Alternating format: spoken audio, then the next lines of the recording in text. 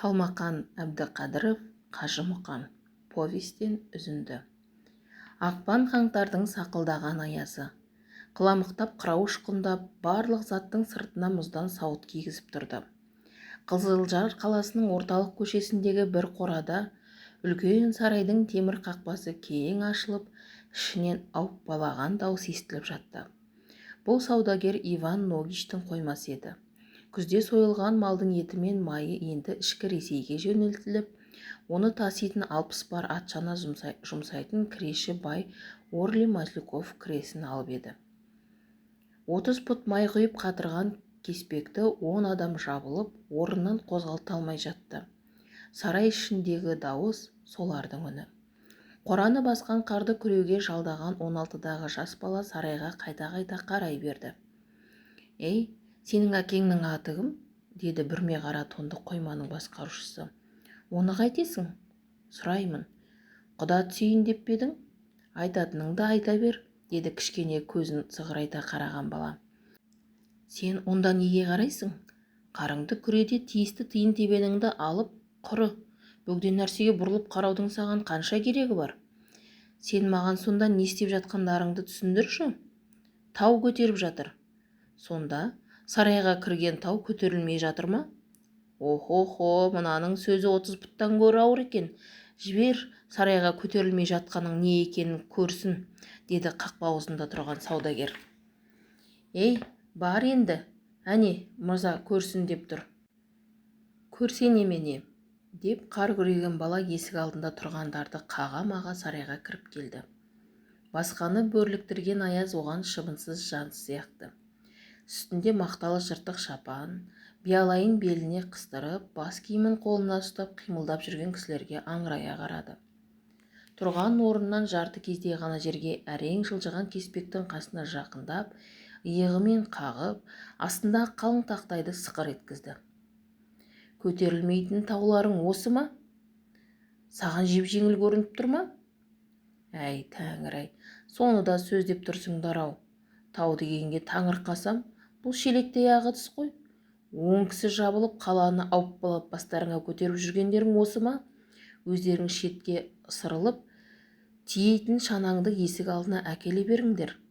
Әй, әдемі толыптылар, қалбалақтап жүріп бір жерлеріңді қақтырып аларсыңдар, кейін қаш. Мынаның сөзі қандай дөрекі, қожайындарға қалай түйеден түскендей сөйлейді», десті мұртына мұз қатқан жұмысшылар. Бала еңкейе беріп, кеспекті иығымен нығырақ тіреп қағып жіберді. Астына салған ломдар мен қада ағаштар шатыр күтір етіп бірінен бірі қағысып, бастары шошаңдасты да 30 пұт тоңмай құйған кеспек 2-3 қаққанға желге ұшқан ебелектей домаланып, сарайдың есігіне барып тақалды. Енді бір сәтте шой табан 2 зауыт атын жеккен жүк шанаға кеспектің қалай барып түсіп қалғанын тұрғандардың көзі шалмай да қалды. «Ей, мынауың не істеп жіберді? Не істегенін көрмей тұрмысың? Оның орнынан қозғай алмаған кеспекті шанаға апарып салып қойды. Не де болса, оның көтере алмағанды бір өзі көтере салды. Жарайды, міне, саған 50 тиын», деді май салған кеспектің қожасы. «20 тиынды мен берейін», деді Маслюков, кең барқыт шалбарының қалтасына баржиған семіз қолын сұғып жатып. «Майлыбай, қанша қорбаңдасаң да қолына 1 сомдық сары шұнақ ілінбеді-ау», деді екі бай бір-біріне әзілмен қағытып. «Сен енді байыдың, қар күрегеніңе тиын алма», деді қораны күретіп жатқан қамбашы. «Уәделескен 15 тиынды әкел, мен бай кісі емеспін, сол маған тамақ болады. 70 тиынды ауылдағы отырған әжеме жіберем», деді.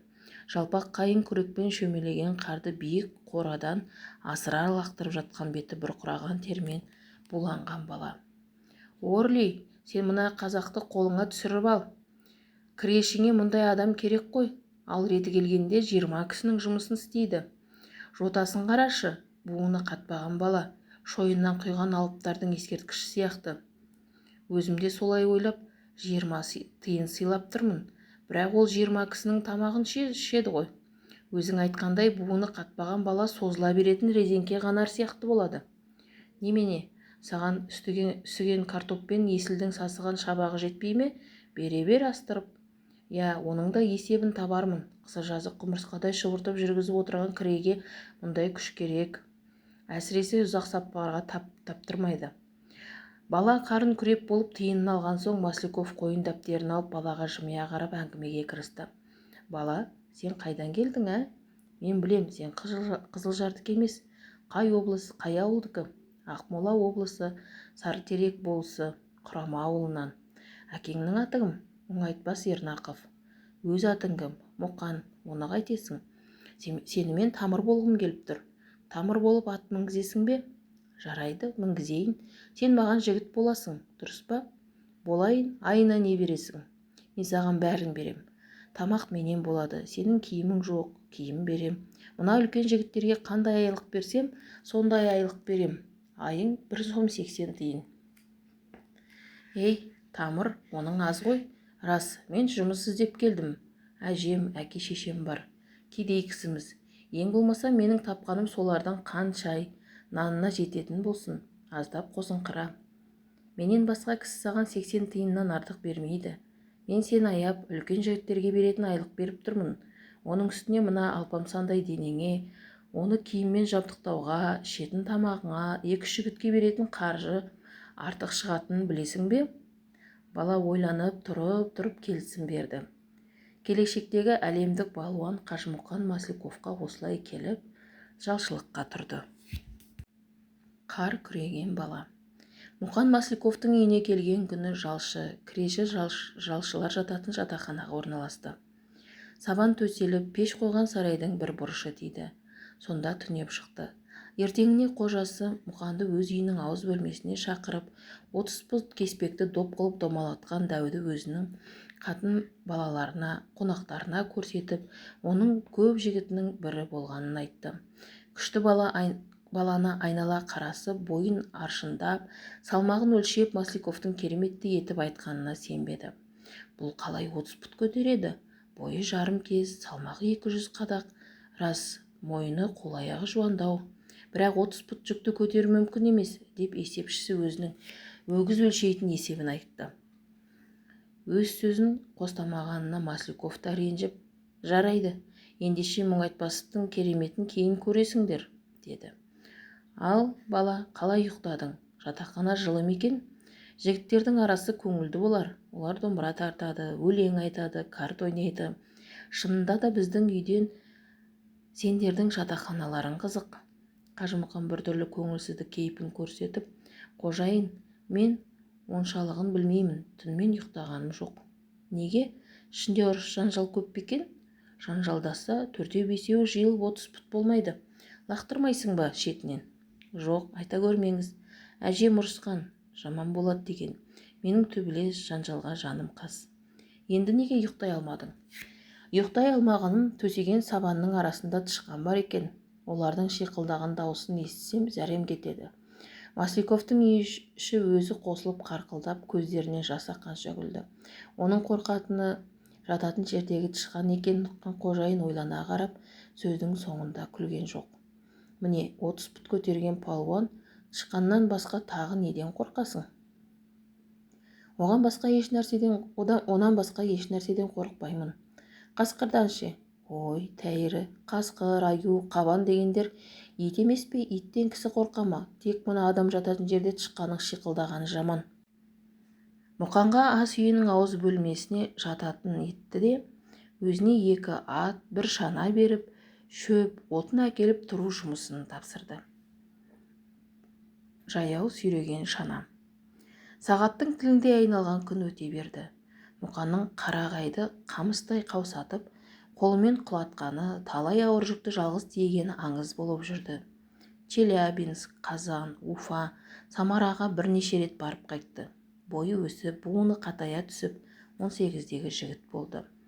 Қыс ортасы ауып, ақпанның ішінде үсті-үстіне төпеп қар жауып, Қызылжар айрықша суытты. Масляковтың үйіне отын да, шөп те шақ келмеді. Ауыр жұмыс қайда болса, Мұқанды сонда жұмсау әдетке айналды. Айдың аяғына таман Ресейге кеткен көліктері келіп, қаладан 20 шақырым жердегі шөпке Мұқанның қасына 4 шана қосып 5 көлік жіберді. Масляковтың үй ішіне Мұқанның ауыр мінезі, тіл алғыш тәртіптілігі қатты ұнаған еді. Ол қандай жұмыс тапсырылса да орындап келуіне әбден сенді. Сондықтан Митькам, Масляковтар Мұқан деуді қиын көріп Митька деп атап кеткен. Мүмкіндігің болғанша шөпті тез жеткізуге тырыс, басқаларға қарамай, шөбіңді алдыңмен тиеп ал да келе бер. Жолдан келген аттар тілін тістеп аш тұр, деді қожасы. Жарайды, деді тіл алғыш Мұқан. Түн ортасы жүріп кеткен шөпшілер қар басқан соқпақпен жүре ауыр болып, аттарын болдыртып, әрең деп түсте шөпке жетті. Мұқан жақсы деген екі атты таңдап жексе де, ауыр жол аттарын болдыртып тастады. Аяз сорып, әлсіреп келген жігіттер төбе болып қар көмген шөпті көріп үрейлері ұшты. Оның қарын аршу үшін бір күн айналу керек сияқты. Жолдастары қарды қай жағынан ашып, шөпті қалай тию керек екенін кеңесіп, әртүрлі тәсілдерін айтып, көп тұруға айналды. Сүлдеміз сүйретіліп шөбіне әзер жетіп едік. Енді мұны аршып алу азабы шөппен бірге сүйегімізді шанаға салар, деді тоңып, жақ жүні үрпиген біреуі. Масляковтың 1 сом 80 тиыны сол сүйегің үшін берілгенін шөптің басына келгенде білдің бе, деді денелі сары жігіт. Мұның өзін мына жерден ашу оңай болар. Үйінді қарды ойпаттау жер екен. Шөптің түбі алашана сыйғандай етіп ойып алсақ, төбесін басқан қарды кейін көреміз, деп тағы біреу үйілген шөпті айнала көріп жүрді. Оған дәті шыдамаған Мұқан боран үріп, шөптің шеті көрініп тұрған бір бұрышына келді де, арасына бастырықты ырғап-ырғап сүңгітіп жіберді, иығымен көтеріп тастады. Шөп мөбімен үйілген қар жер аударған түндіктей төңкеріліп түсті. Ой, мынау не істеді өзі, десті қалай ашып алудың амалын таппай тұрған жолдастары. Мұқан жауап қайырмады. Бастырықты тағы бір сұғып, екінші көтеріп тастағанда үйілген шөптің жартысы ашылып қалды. Бір айыр шөпті аттарының алдына апарып салды да, аттарын доғарып, шанасын сүйретіп әкеліп, шөптерін тией берді. Ей, сен не істеп жатырсың? Көмбе қарда атты қалай жекпексің? Батып кетеді ғой, десті жолдастары. Менің оны өлшеп, ой тауысуға уақытым жоқ. Қожайын айтты бітті. Менің шөпті тез жеткізуім керек. Мына күртік қара атты көтере алмайды деп тұрмыз ғой. Атты көтермесе мені көтереді. Менің атқа шейін сүйреп баруға мұршам келеді ғой деп тұрмын. Мұқан атын жегіп 7-8 шақырымдай шыққанда қарсы алдынан боран соға бастады. Үйе тиелген шөпке қарсы соққан қарлы жел шөп арасын көтеріп, шананы өңменінен itергендей тіреп, аттың аяғын қия басқызбады. Аттардың жүргенінен тұрғаны көбейді. Күн батып, дүлей қараңғы түн басталды. Мұқан шананы сүйемелдеп аттарға көмектесті. Айыр шаншып артынан да итеріп көрді. Секеден аққан тер өңіріне тамып, түйір-түйір мұз болып қатып жатты. Қалаға 7 шақырым қалғанда бір ат аяғын басуға мұршасы келмей, 4 аяқтап тұрып алды. Ыза кернеген шөпші айырын шананың артынан шөпке көмейлете шаншып, үрінді қарға көміліп тұрған шананы итеріп кеп жібергенде, жүре алмай тұрған ортаға жеккен ат шананың жетегі сынып, бүктелген бойынша шананың астына шалқасынан түсті. Жанына жеккен ат қайырылып сыртқа шығып кетті. Мұқан шананы кейін итеріп, астындағы атты босатқанша ол өліп кеткен еді. Шөпші біраз демін алып отырды да, өлген аттың қолдауынан божыны 2 қабаттап өткізіп алып, кеудесіне көтеріп шөптің бастырығына байлады да, салбырап тұрған бөксесін иығына салып тұрып, шананың үстіне лақтырып жіберді. Бел көтеріш қайысты шанаға байлап, енді өзі қалған атқа пар болып шөпті сүйреп қаланың шетіне шейін келді. Қалаға кірген соң ол атта аяғын басудан қалды. Оны артына байлап салып, өзі жүкті сүйрей берді. Ел тұрып, қорасының айналасын күрей бастағанда, адам сүйреткен дәу шана шөп бір атты үстіне салып, бір атты артына байлап, Масляковтың қорасына кірді. Бұл алып күштің кім екенін білу үшін Масляковтың қорасына келгенше топ-тобымен қала адамы шананың артынан ерген еді. Төбедей болып шөп үйілген шана қораға атсыз кіргенде, Масляковтың үй іші жалпы жігіттері үрейлене далаға шығысты. Ойбай, ат қайда, иттің баласы, деп жан даусы шықты байдың. Жоқ деген атың шананың үстінде, бір атың шөптің артында байлаулы. Қожайын, далада қалған еш нәрсе жоқ, деді бала. Қожайын өлген атты көріп, шақырыңдар городовойды, мына шошқаға акт жасасын, деді. 2 городовой келіп, сүйрет шананы, шөп атымен полицмейстерге алып барамыз, деді. Үсті басы термен буланып әппақ қырау басқан Мұқан үстіндегі өлген атымен шананы сүйретіп полицмейстерге кетті. Ұлы Петрдің қаласында. Татарша орама жағасы бар мақталы ұзын шапан киген екеу келіп, тұманды аязда боз қырау басқан есіктің қоңырау тетігін басып тұр. «Сізге кім керек еді?» деді іштегі жіңішке әйел дауысы. «Дядя Иван Лебедев мырзаға кіретін едік», деді сыртта тұрғандар.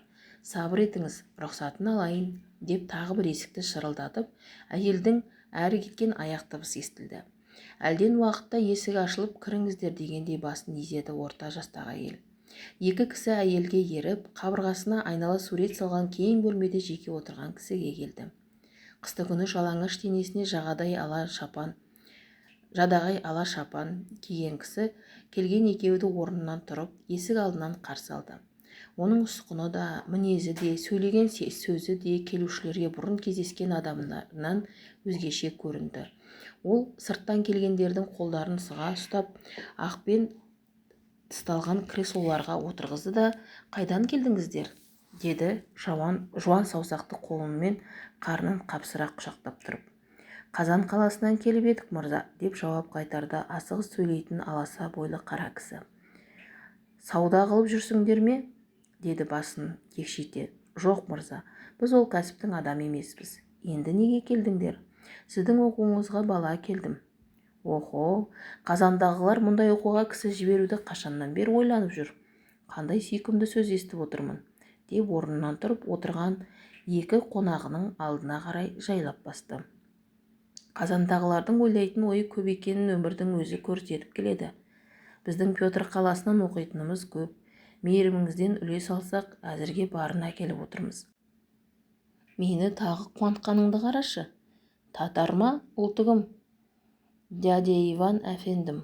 Бұл кім де болса сіздің мектептің заказымен туған адам. Еділдегі добрый рабый деген қарт балуанды білесіз бе? Бұл соның жіберген кісісі». Оны неге білмеймін? Иван Васильевичті айтасыз ба? Мен оны білем, неше рет хат жазып келтіре алмаған кісім ғой. Ол неғып мұнда кісі жіберетін болды? Бұл орыс па?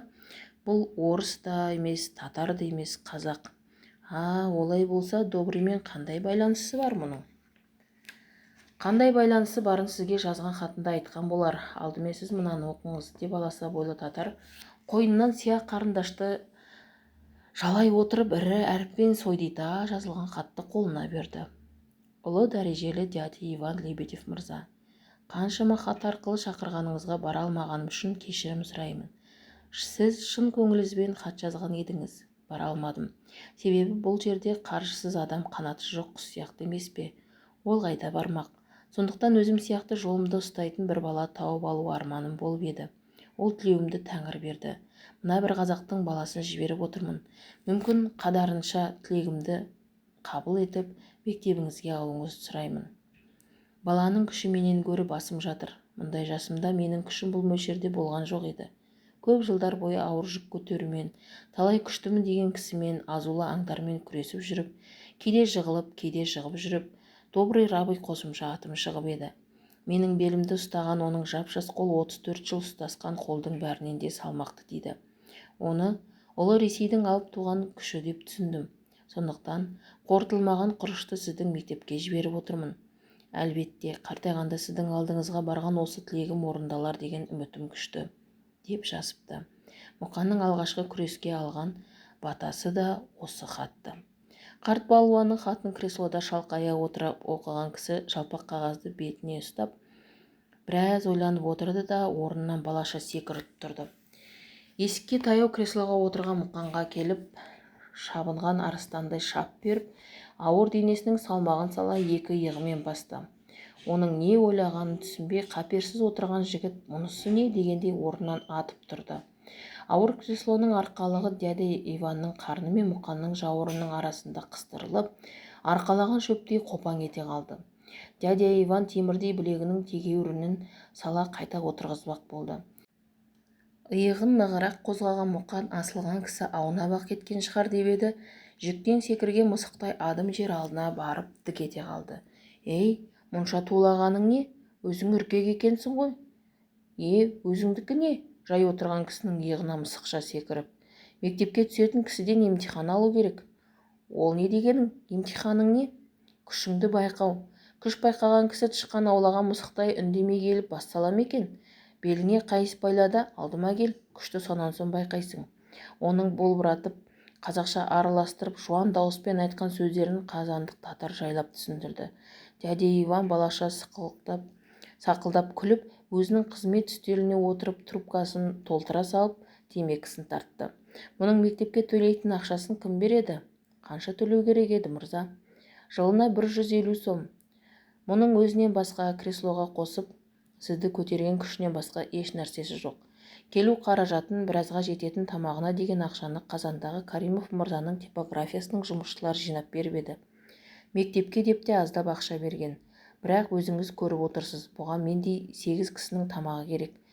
Оның 150 сомын сізге берсе, өзі аш қалады. Сондықтан бұған төлеу пұлын арзандатсаңыз қайтеді? Дядя Иван аузындағы трубкасын жұлып алып, жерге бір түкіріп жіберіп, татарға майлы көзін қыса қарады. Сен қазан базарынан шабата саудалап отырсың ба? Бұл мектепке қазына көк тиын бермейді. Осыған қызмет істейтін ондаған адамға мен топырақ берем бе? Бір жылдық ақшасын төлеу қажет, онсыз болмайды. Жарайды, мырза, жарайды, ертең ақшасымен алып келейін. Өзің келмесең де болады. Мұны мен мектепке алам. Мұның бір аты Батрак Акмолинский. Иә, Мұқан дядя Иван мектебіне осылай түсті. Бұл мектептің мақсаты орыс балуандарына французша күрестің әдісін үйрету еді. Хат танымайтын Мұқанға балуандық өнердің ең ауырларын үйренуге тура келді. Ең жеңілі лом темірді мойнымен иіп, 3 пұттық 2 тасты 2 қолмен жоғары көтеру. Ауырлары 12 пұттық рельске 25 адамды мінгізіп иығымен көтеру. 4 пұттық тасты кеудесіне қойып балғамен ұрып уату. 2 ат жеккен арбаны тісімен тарту. Французша күрестің алуан әдісін үйрену. Оның бәрін кішкенеден үйреніп, 2 жыл ішінде шегіне жеткізу керек еді. Оған Мұқанның шыдамы жетпеді. Бойына біткен алып күшке жүктеп уақытпен санаспады. Күні-түні үйренетін залдан шықпай, қара терге малынып жаттыға берді.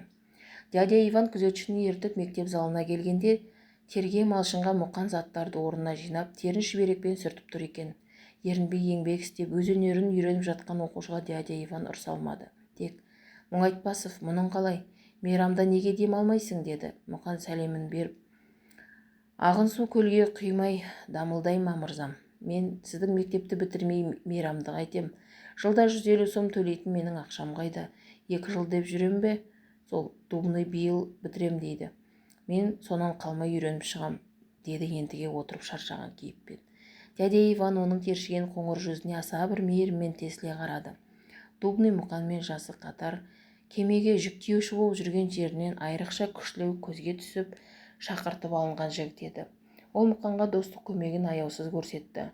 Бұрын цирктерде біраз болып тәжірибе алған Дубный кесек күшті құрбысын өзіне серік етіп шығаруға антықты. Үйреніп жүрген өнерінің тетігі мен негізгі мақсатын салауатты ақыл кеңесі Дубный даладан барған Мұқанға түсіндіре берді. Соңғы кезде Мұқанның балғын денесі болаттай шыңдалып, күші күннен күнге толыға түсіп еді. Дубныйдан жығылуы да қиындап бара жатты. Ең кейінгі күресі 1 сағатқа созылып жығыса алмай айырылысып кетті. Бұл мені жығады. Білмей жүрген бір әдісі бар еді, оны үйренді. Енді Иван біреу емес, 2. Бұл жаратылыста жеке болмасын деп мен үшін арнап жаратқан серігім, деді Дубный. Онда мұның аты Черный Иван болсын, біз мұнан былай солай айтайық, десті серіктері. Арманына жетуге жақындағанын сезіп, Мұқан біраз серігендей болды. Ұлы Ресейдің қазақ балуан мектепке түскенінен 5 ай болып 6 айға аяқ басты. Тәжірибе жұмысына дайындалуға мектеп дирекциясы бұйрық берді. Балуандар әр қалаға бөлініп тізім жасалды. 6 айдың аяғына таман мектеп сарайында көп адам жиналды. Дядя Иван ойынды өзі басқарып, оңаша бөлмеде балуандарды сапқа тұрғызып, 1 орынға Дубныйды қойды да 2 етіп Мұқанды тұрғызды. Күрестің 4 балуаны алпамсадай тізіліп спорт залына кірді. Мұған мектепке түскенде дала жайылымының көбең жылқысындай денесінің олпы-солпысы көп еді. Оқудағы Алтай жаратқан аттай сұлулап, сымға тартқан күмістей түзеп жіберді. іші тартылып, арыстандай кең кеуде керіліп, мойны жуандап, қақпақтай жауырыны көзге түсіп, білектің бұлшық еттері теңіз бетінің бұйра толқындай білемделіп тұратын болды. Балуандарды келген кісілердің алдына қатар қойып, жас балуанның 24-і мектептің биылғы бағдарламасын бітіріп, тәжірибе жұмысына шыққалы отыр. Бірінші дубный, деді дядя Иван. Қолдар шарт-шұрт соғылды. Балуан бір қадам ілгері шығып басын иді. Екінші, Мұқайтпасов Мұқан. Қолдар соғыла бастап еді. Сағатының бауы салбыраған жуан қарынды біреудің фамилиясы қалай деген даусымен соғылған қол бөлініп кетті. Мұңайтпасов, деп дядя Иван қайталады. Қай ұлт? Деді сөйлеген кісі зілдене. Қазақ. Қайдан келіп қалған? Кім жіберген? Самара балуан Иван Васильевичтің жіберген кісісі. Оның екінші орында тұруы қалай? Күш орны солай, мырза. Ажап екен, деді даусын бәсеңдете түсіп. Келген кісілер еркек әйелдер болып өздері әлденелер айтып сөйлесіп кетті. Мұқан қозғалмай орнында тұра берді. Ортаға шықсын, деген дауыс көбейді. Ортада тұрған дядя Иван қолымен нұсқап Мұқанды ортаға шақырды. Кеудесін кердеңдей басып балуан ортаға шықты. Әлі толып жетпеген жас жігіттің денесі көпшілікке ұнады. Осы ұзаққа созылып бір жас қыз қолындағы гүлін әкеп берді.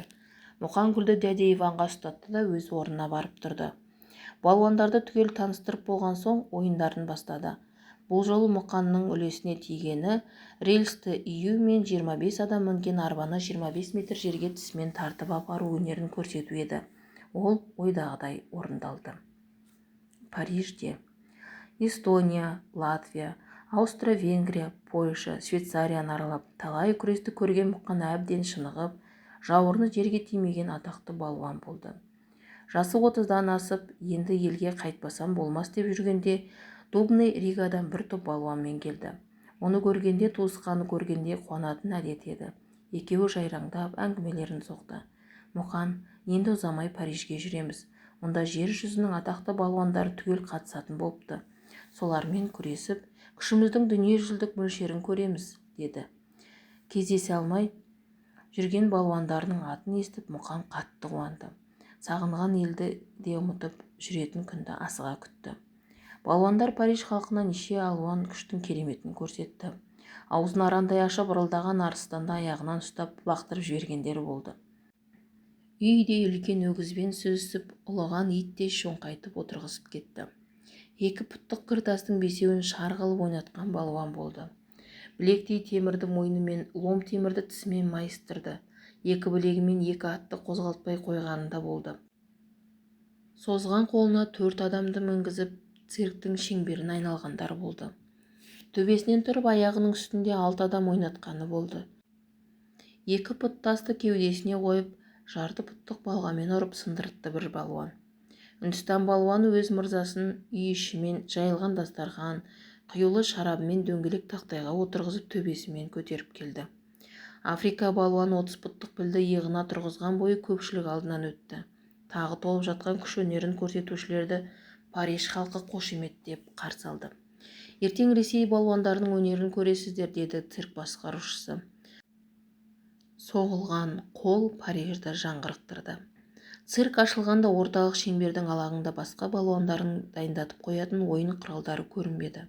Алаңның жартысынан көбісін басып дөңгелек қылып тақтай жатты.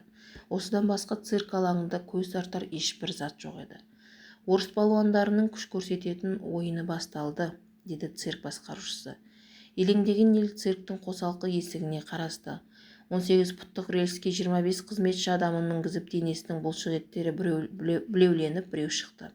Жайлап керіп басқан аяғынан иығында ауырлық әсері білінбейді. Бейне бір мереке маршында басып келе жатқан әскердің адамы сияқтанады. Жан-жағына таңдана қараған ол ортаға келіп тұрған кезде, Шығыс Еуропаның үздік атағын алған орыс балуаны Дубный дегенде, алдыңғы қатарда отырғандардың үрейі ұшып кеткендей болды. Ал қалың көпшіліктің дүбірі циркті жарып жібергендей. Балуан цирк алаңын бір айналып ортаға тұрды да, отырған елден тағы бірнеше кісі шақырып рельстің екі басын бастырды. 40 кісінің салмағы рельсті иіп жерге тигізді. Соншалық салмақты көтерген орыс балуанының шоқтығы Париж циркінің түндігін түріп ашқандай болды. Басында айыр қалпағы бар, үстіне ала жібек шапан киіп, Жалпылдақ жүнді айыр өркешті атанға мінген біреу шықты. Бұл көрініс Еуропа еліне Шыңғысхан тіріліп қайта келгенде әсер қалдырды. Балалар шуылдап, үлкендердің ұрған шапалағы оның аты жөнін атауға да мұрша бермеді. Орындарынан тұрып, бірінің иығына бірі асылып қарап, цирктің іші дауыл соққандай болды. Балуанның оларда жұмысы болмады. Түйеден түсе қалып, оның алдыңғы екі аяғын балтырымен қағып жіберіп, шөк деді. Иығынан қапсыра ұстап тұқырта басқан құдіретті қол атанды мыңқ дегізіп шөгеріп тастады. Жүндес сирақтарының бүктесінен қайысты ілеп жіберіп, бауырына салған мықты қайыстан ұстап, түйені өз иығына қағып салды да, оны көтерген бойымен цирктен қайта шығып кетті. Көзін қадап анталап тұрған жұрт қалай көтеріп әкеткенін де білмей қалды. Балуанды қайта шақырған көпшіліктің үні цирктің ішін жаңғыртып жіберді. Қайда әлгі алып, шақыршы өзін, анықтап көрейік деген дауыстар шығып жатыр. Қайта көруге асығып есіктен үңілген ел балуанның ақ қалпағы көріне бергенде қолдарын соғып, цирктің ішін барабанның шанағындай гүрілдетті. Цирктің үгінді төсеген орталық алаңына салған тақтайды жерге сүймейдей батыра, арбаны тісімен тартқан алып ортаға келіп тұра қалды. Арбаға жабылған ақ жабудың төрт жағынан бірдей етіп төрт тілде қарамен жазылған 75 пұт деген жазу көрініп тұр. Шығыс Еуропаның үздік атағын алған Ресейдің балуаны Мұқан Мұңайтпасов, деді басқарушы. Лом темірді бұрап галстук ету Мұқанның жеңіл өнерінің бірі еді. Оны жұрт көрді. Кенет музыка долдана тартылды. Жатқан сандықтасты төрт кісі әзер көтеріп келіп Мұқанның кенеп қап төселген кеудесіне қойды. Кәне, кім ұрып сындыра алады осы тасты деген сұрау қойылды көпшілікке. Мен ұрамын деген біраз адам екі пұт балғаның сабын ұстап басын көтере алмай тастай берді. Көзі күлімсіреп, екі алақанымен тасты екі шетін ептеп көтеріп балуан жатыр. Жалаңаш кеудесіне қойылған 8 пұт тасты сындыру да көп адамға оңай емес еді. Мен көрейін, деді Үндістанның Рига Рибер деген балуаны балғаның сабын ұстап. Тасты бір ұрғанда сындыру шарт еді. Кәрі бүркіттей тұмсығы оралған алып индус балғаны қолшына кере көтерді. Ол сонау арыстанның кеудесіндей көрініп жатқан жалаң аяқ денеге көрсете қалмақшы. Нажағайы жарылмай түйілген бұлттай булығып музыка үнін өшіре қалды. Мыңдаған көздер көтерілген балғаға қадалды. Қауіпті көрініске көз тоқтата алмай бетін бүйіріне қарай бұрған сан адам болды. Тынған музыка жарылған бомбадай шаңқ етті. Шойын балға тиген тасты алақанымен атып жіберіп, балуан орнынан ұшып тұрды. Ертең күрес басталады, деді цирк басқарушысы тарағалы орнынан тұрған көпшілікке. Париждегі халықтың сол күнгі әңгімесі орыс балуандарының теңдессіз күші туралы болды.